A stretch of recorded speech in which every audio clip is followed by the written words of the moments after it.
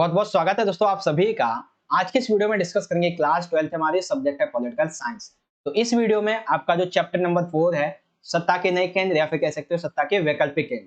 तो इस चैप्टर में जो आपके न्यू टॉपिक्स ऐड किए गए हैं, फॉर एग्जांपल यहाँ पे नया टॉपिक जो है वो ब्रिक्स ऐड किया गया है, इजराइल ऐड किया गया है, जापान ऐड किया गया है और दक्षिण कोरिया। ये कुछ न्यू टॉपिक्स ऐड किए गए हैं। तो इन सभी न्यू टॉपिक्स के जो इंपॉर्टेंट क्वेश्चन आंसर हैं आपके एग्जाम के पॉइंट ऑफ व्यू से, उन सभी को हम बहुत अच्छे तरीके से डिस्कस करेंगे। एक चीज करना, आपकी वीडियो को पहले तो पूरा एंड तक देखना, ठीक है, ताकि हर एक क्वेश्चन को अच्छे से समझ पाओ।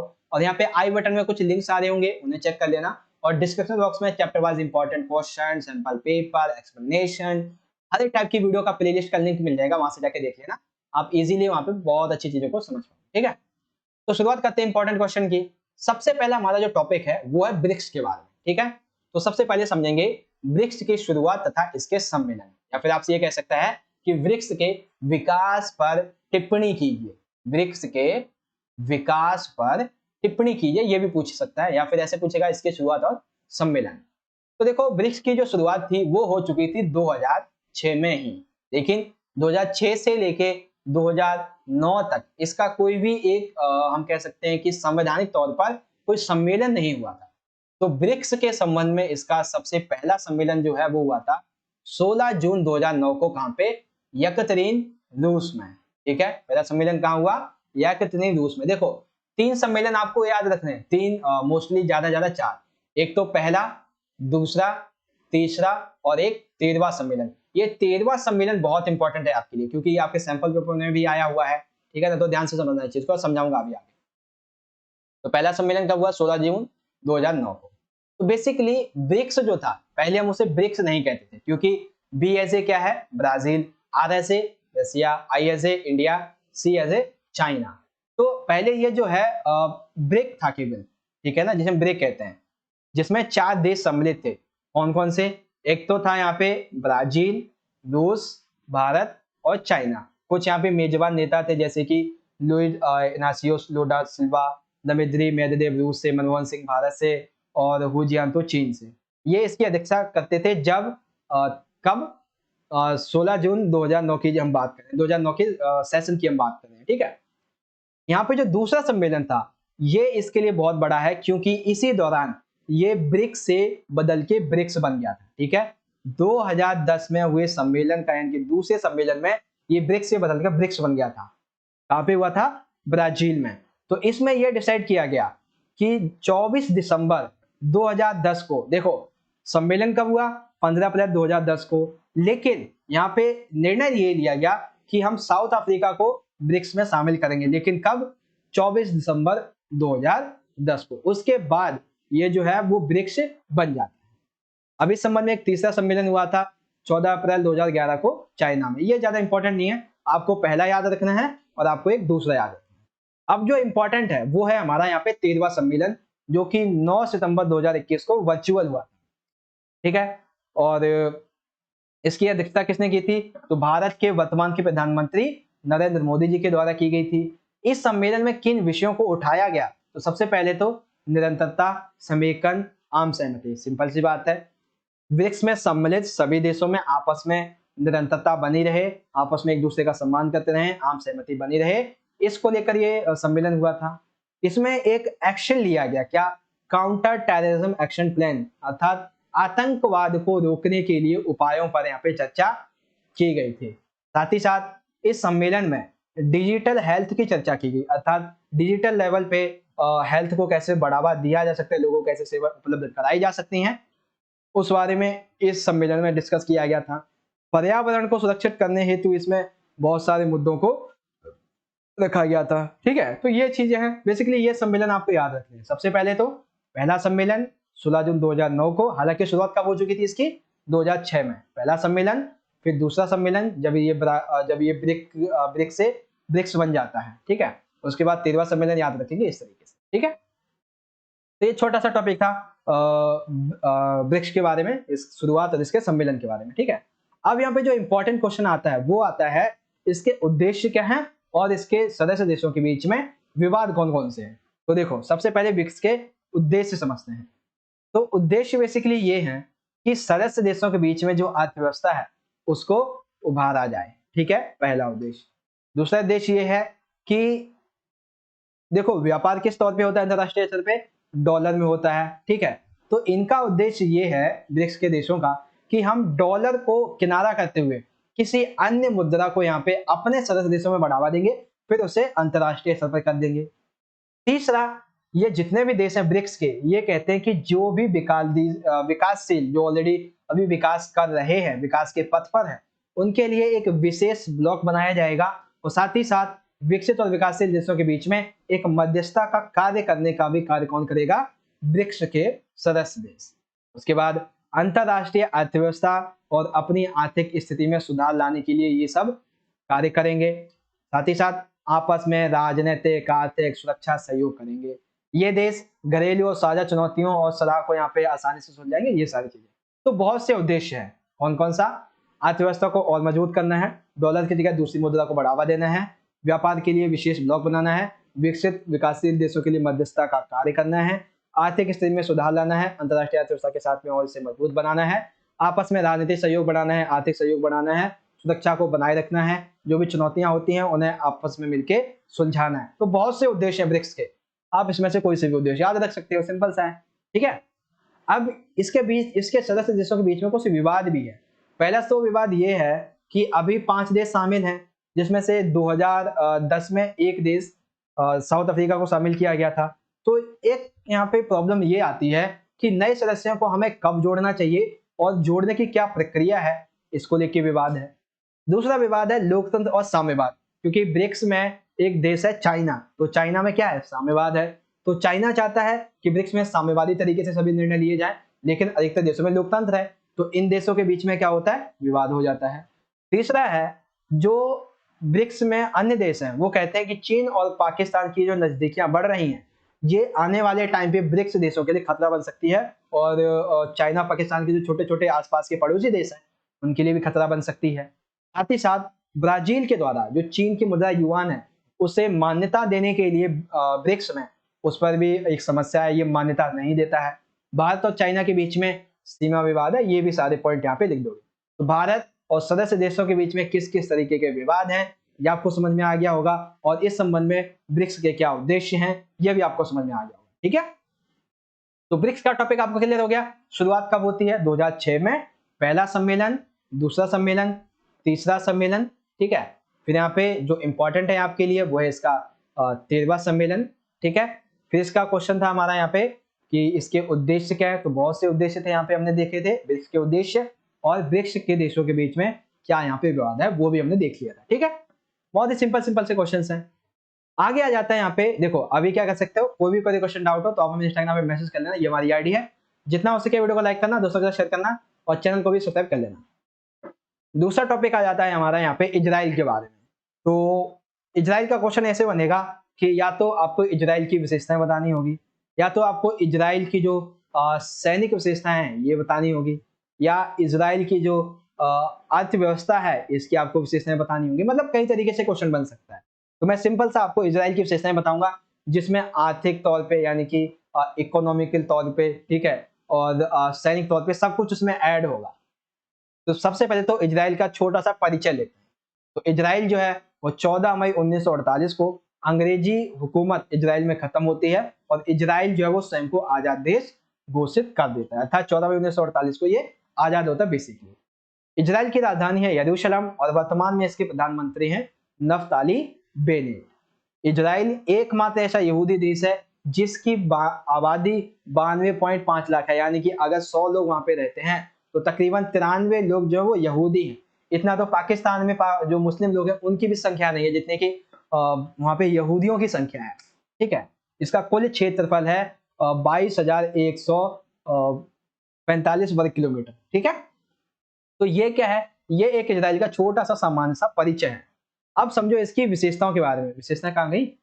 अच्छा, विशेषता मैंने यहाँ पे पॉइंट बाद में लिखा बेसिकली। तो इजराइल की विशेषताओं में देखो, सबसे पहले क्या है, सेना में इसके पास लगभग 35 लाख जो सैनिक है वो शामिल है। अब देखो 92 में से यहाँ पे 35 लाख लोग इसी में शामिल है, यानी इसकी 40% लोग जो है वो सेना में ही सम्मिलित हैं। और ये जितने भी 92 लाख लोग होते हैं इन सभी को आर्मी की ट्रेनिंग दी जाती है, चाहे वो स्कूल में हो या ना हो, स्कूल के जो विद्यार्थी हैं उन्हें ट्रेनिंग दी जाती है। अगर आप स्कूल नहीं जाते हो तो भी आपको ट्रेनिंग दी जाएगी। यानी कि नागरिकों के लिए ये जो 92 लाख लोग हैं इन सभी के लिए ये मैंडेटरी है कि आपको तकरीबन 2 से 3 साल के लिए आपको देश की सेना में सेवा करनी होगी, ताकि आप देश के महत्व को, देश की सेना के महत्व को, देश की रक्षा को, शांति सुरक्षा को अच्छे से महत्व को समझ सको।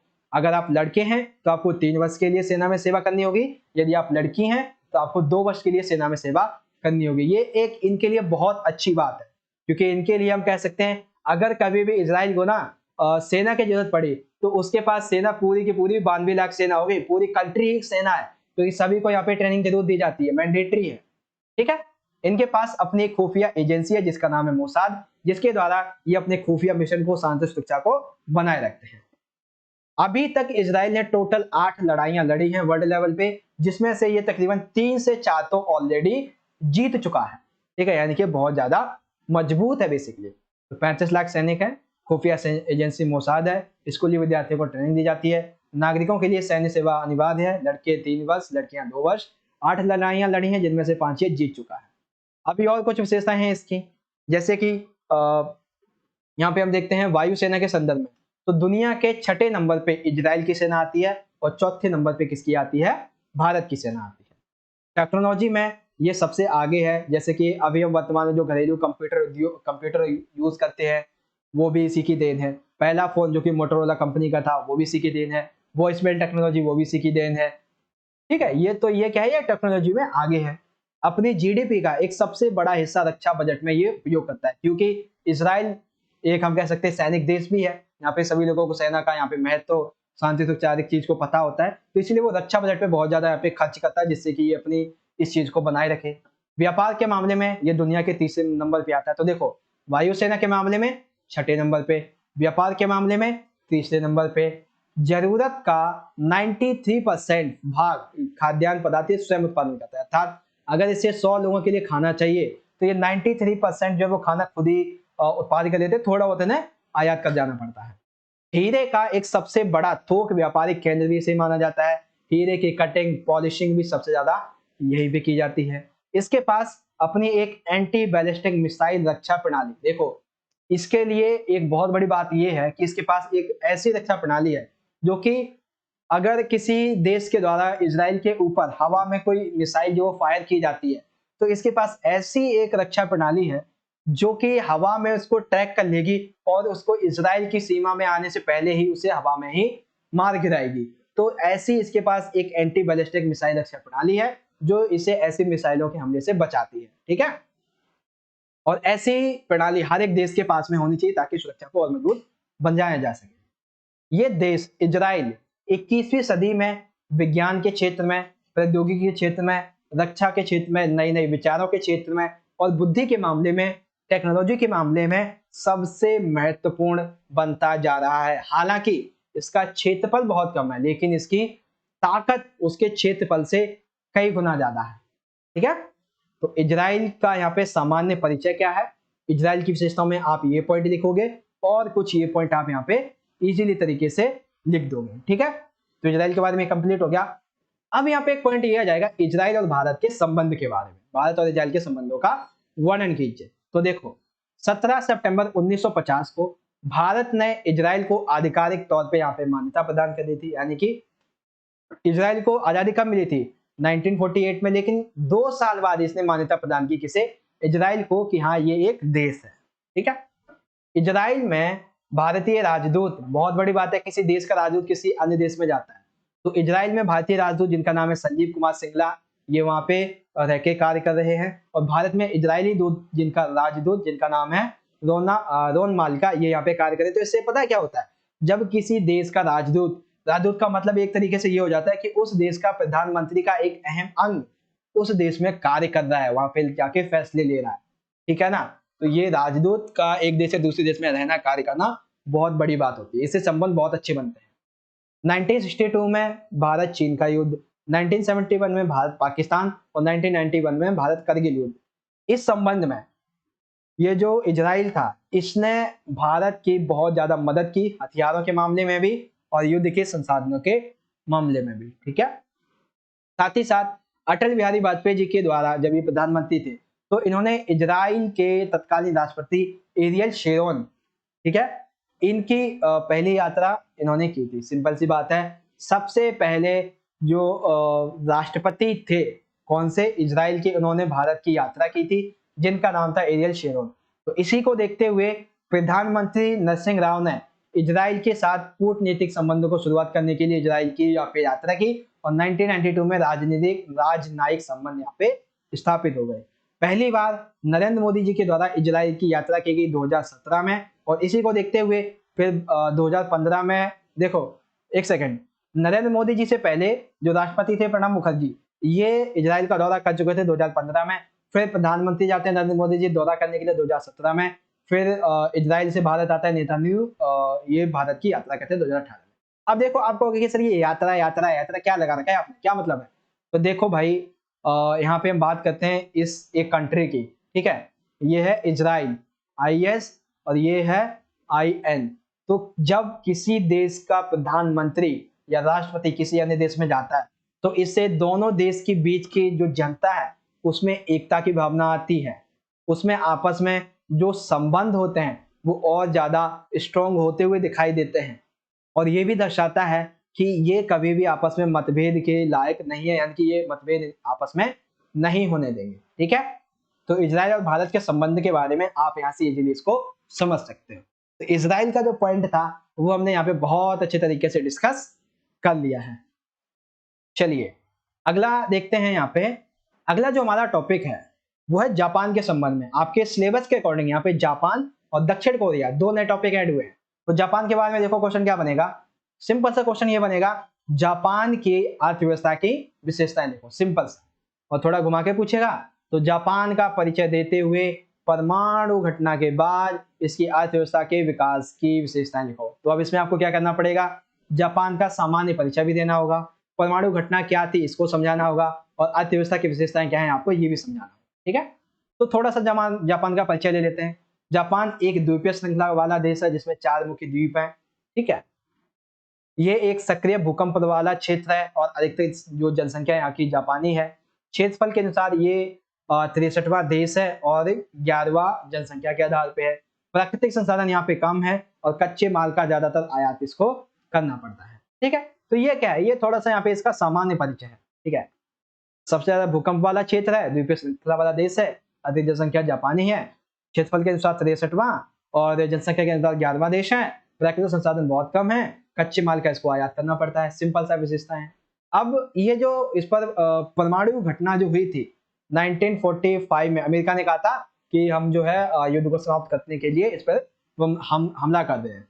तो दूसरे विश्व युद्ध के पश्चात जापान ने बड़ी तेजी से प्रगति की। तो बेसिकली देखो द्वितीय विश्व युद्ध के दौरान क्या हुआ था कि अमेरिका ने जापान के 2 शहर हिरोशिमा और नागासाकी इस पर 1945 में परमाणु बम गिराए, जिसका प्रभाव इसकी अर्थव्यवस्था पर, इसके जनमानस पर, यानी कि जनमानस, सिंपल सी बात है, जनमानस का मतलब यह कि आने वाली इसकी जो पीढ़ियां हैं, जो लोग हैं, उस पर बहुत ज्यादा इसका प्रभाव हमें देखने को मिलता है।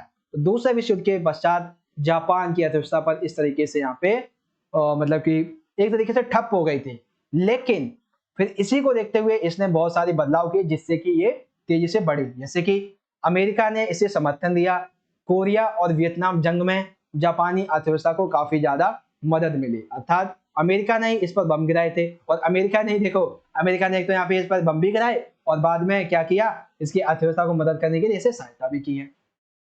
परमाणु घटना के बाद जापान ने कृषि सुधार किए, व्यापारिक जो संगठन है उनका यहाँ पे पुनर्निर्माण किया, पुनर्गठन किया। बड़ी बड़ी जो कंपनियां थी जिन्होंने एकाधिकार कर रखा था उनको खत्म कर दिया और उन्हें देश से भगा दिया, उनके एकाधिकार को खत्म कर दिया। राजनीतिक पार्टियां जो थी उनको पुनर्जीवित किया और पहली बार यहाँ पे चुनाव हुए युद्ध के पश्चात 1946 में, जिसमें महिलाओं को भी मतदान का अधिकार दिया गया। संविधान को औपचारिक और गणतांत्रिक रूप भी इसी समय दिया गया था, ठीक है। तो जब परमाणु की घटना इजराइल कह रहा हूँ जापान में हो जाती है तो उसके पश्चात किस तरीके से यहाँ पे सारी घटनाएं घटती हैं, क्या यहाँ पे बदलाव होते हैं। तो अमेरिका के द्वारा समर्थन दिया जाता है, ठीक है, कृषि सुधार होते हैं, व्यापारिक संगठनों का पुनर्गठन होता है, एकाधिकार कंपनियों का खत्म कर दिया जाता है, राजनीतिक पार्टियों को मजबूत बनाया जाता है, पहली बार यहाँ पे चुनाव हुए, महिलाओं को भी मतदान अधिकार दिया गया, संविधान को यहाँ पे गणतांत्रिक और औपचारिक स्तर पे इसी समय लागू किया। ठीक है, तो ये क्या है, ये परमाणु घटना के इसकी बाद की रणनीति थी। अब यहाँ पे हम बात कर रहे थे इसके अहम पॉइंट की, जो कि है जापान की विशेषताएं। तो क्या क्या है जापान की विशेषताएं? सबसे पहले 1951 में जापान ने अमेरिका के साथ में अपना सुरक्षा गठबंधन बनाया, जिसके तहत अमेरिका कभी भविष्य में जापान पर हमला नहीं करेगा, और अगर हमला होता है जापान पे तो अमेरिका उसके साथ खड़ा है। दूसरा, जापान ने 1964 में, देखो जो 1964 का साल है ना, ये बहुत ज्यादा इंपॉर्टेंट है। ठीक है, 1964 में आर्थिक सहयोग तथा विकास संगठन, क्या OECD, ये क्या था, इसका मतलब है organization for economic corporation and development. ये जो OECD है, ये इसका सदस्य बन गया था 1964 में, जिसके तहत जापान भी तेजी से विकास करने लगा था।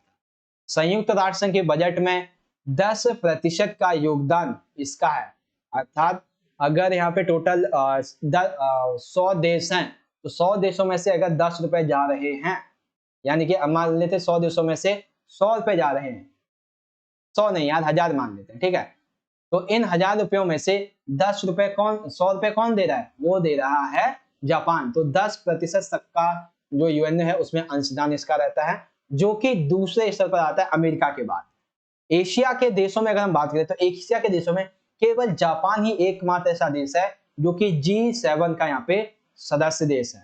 ठीक है, सैन्य खर्चे के हिसाब से विश्व में जापान का स्थान 7वें नंबर पे आता है। 2017 में जापान की जो अर्थव्यवस्था है वो तीसरी सबसे बड़ी अर्थव्यवस्था मानी जाती है। जापान का एक संविधान का अनुच्छेद है, अनुच्छेद 9।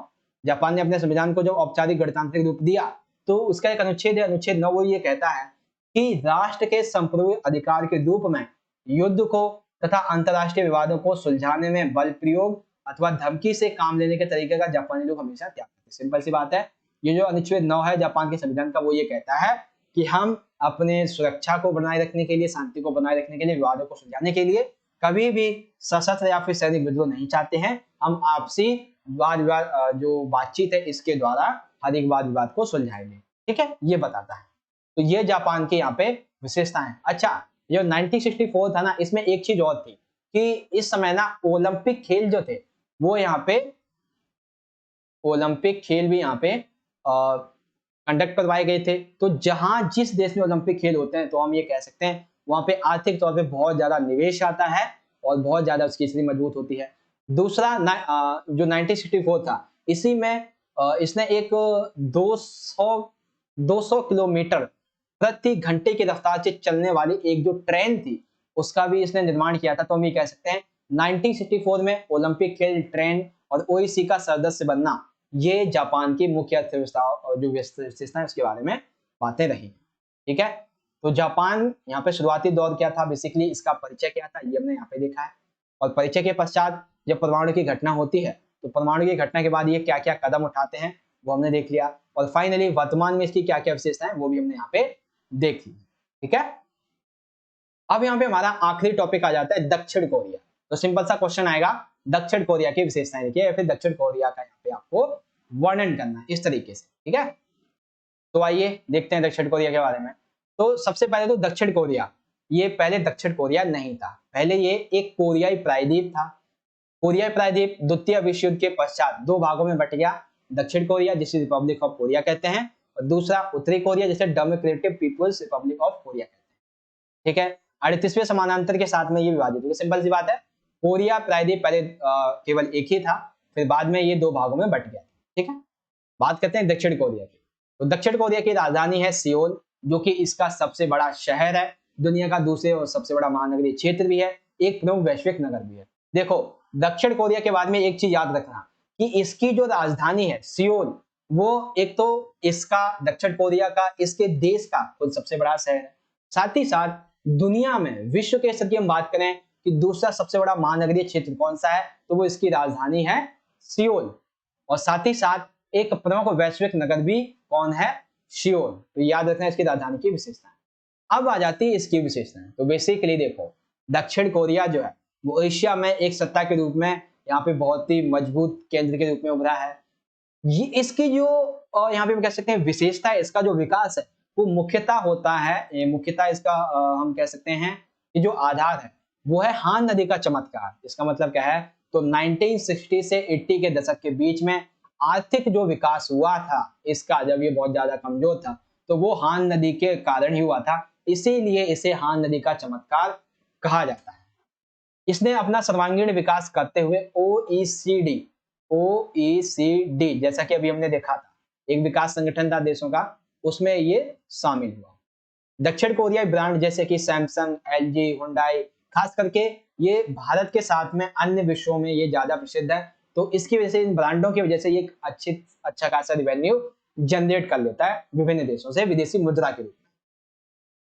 2017 में दुनिया में 11वीं सबसे बड़ी अर्थव्यवस्था ये रही है और सैन्य खर्चे में इसका 10वां स्थान है, अर्थात 11वीं सबसे बड़ी अर्थव्यवस्था 2017 के अकॉर्डिंग, और सैन्य खर्चे में इसका 10वां स्थान आ जाता है।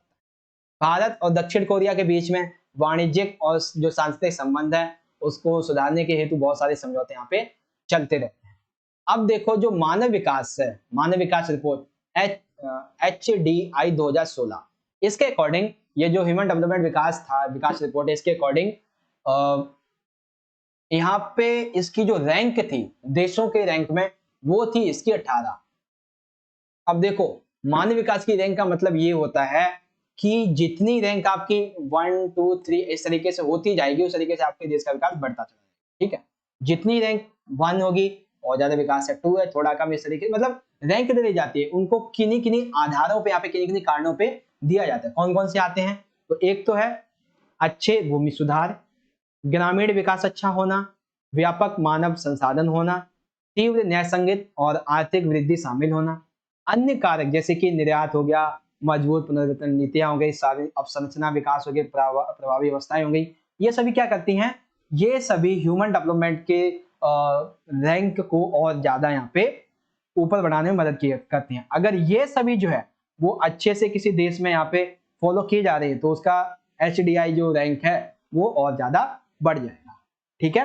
तो दक्षिण कोरिया की विशेषताओं के बारे में ये पॉइंट आप याद रखोगे। तो सिंपल सा था ये दक्षिण कोरिया का पॉइंट, यहाँ पे हमने समझ लिया है, और उससे पहले चाइना के बाद जो जापान था इसके बारे में मैंने समझ लिया था। तो इस तरीके से आज की हमारी जो वीडियो थी, ठीक है, मैं आपको दिखा देता हूं पहले तो क्या थी हमारी आज की वीडियो। एक सेकेंड, कहाँ गया, हाँ ये रहा। देखो हमने ब्रिक्स के संबंध में सभी इंपॉर्टेंट क्वेश्चन आंसर समझ लिए, इजराइल के संबंध में इंपॉर्टेंट क्वेश्चन आंसर समझ लिए, जापान के संबंध में समझ लिए, और दक्षिण कोरिया के संबंध में भी समझ लिए हैं, ठीक है। तो इस तरीके से सारे क्वेश्चन समझ लिए हैं, आई होप आपको समझ में आ गया होगा। अब अगर आपका कोई क्वेश्चन डाउट हो तो आप मुझे इंस्टाग्राम पे मैसेज करना, और यहाँ पे देखो आई बटन में ना कुछ लिंक्स आते हैं, उन्हें जरूर चेक कर लेना, ठीक है, और डिस्क्रिप्शन बॉक्स में कुछ लिंक्स होते हैं, उन्हें चेक कर लेना। कोई भी डाउट, कोई भी क्वेश्चन हो तो आप हमें इंस्टाग्राम पे मैसेज कर सकते हो। वीडियो अच्छी लगी हो तो वीडियो को ज्यादा से ज्यादा लाइक करो, अपने दोस्तों के साथ ज्यादा से ज्यादा शेयर करो, और हाँ फीडबैक में अपना कमेंट जरूर देना कि ये सर आपने जो समझाया वो हमें अच्छे समझ में आ गया है, या कोई डाउट हो तो मैसेज कर लेना, इंस्टा की आईडी है, ठीक है। अगर आप चैनल पे पहली बार आ गए हो तो चैनल को सब्सक्राइब भी कर लेना। मिलेंगे आपसे अगली वीडियो में, तब तक के लिए आप पढ़ते रहिए और अपना ख्याल रखिएगा। धन्यवाद। जय हिंद, वंदे मातरम।